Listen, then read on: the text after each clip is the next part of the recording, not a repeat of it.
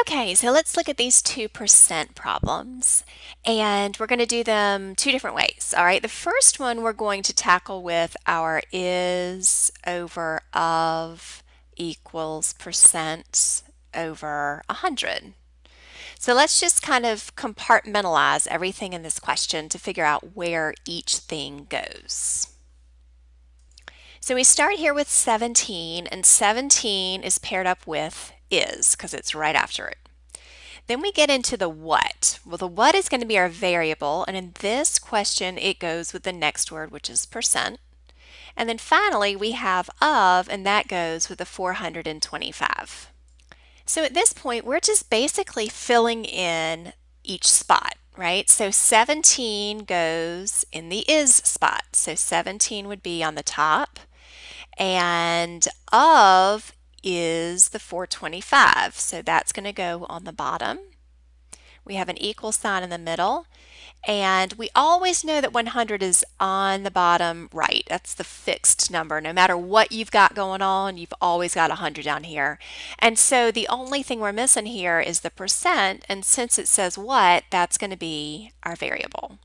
So this is the proportion that you could have written. 17 over 425 is equal to x over 100. How do we solve proportions? The easiest way to do it, especially if you have a calculator, is to cross multiply.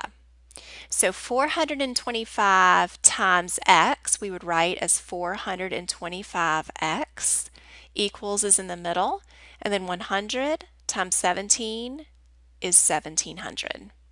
And at this point, you're at a one-step equation. You're going to draw your river and solve for x.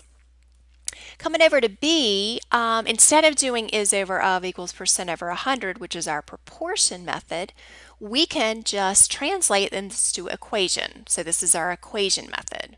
So 66.3 just stays 66.3. That's just a whole number, or I guess I should say a number with a decimal. But we don't need to move anything or change anything about that one because it's just a number. Is translates in math as equals. All right, now we get to a percentage. Well, if we're going to use the equation method, we need to change a percentage to a decimal. So in this case, we would bump the decimal always twice, so we would have 0.78 or 78 hundredths. The next word we see is of. Well, we've learned in math that of always means to multiply. And then what number is our variable? That's going to be our x. So we wind up with the equation 66.3 equals 0.75 times x.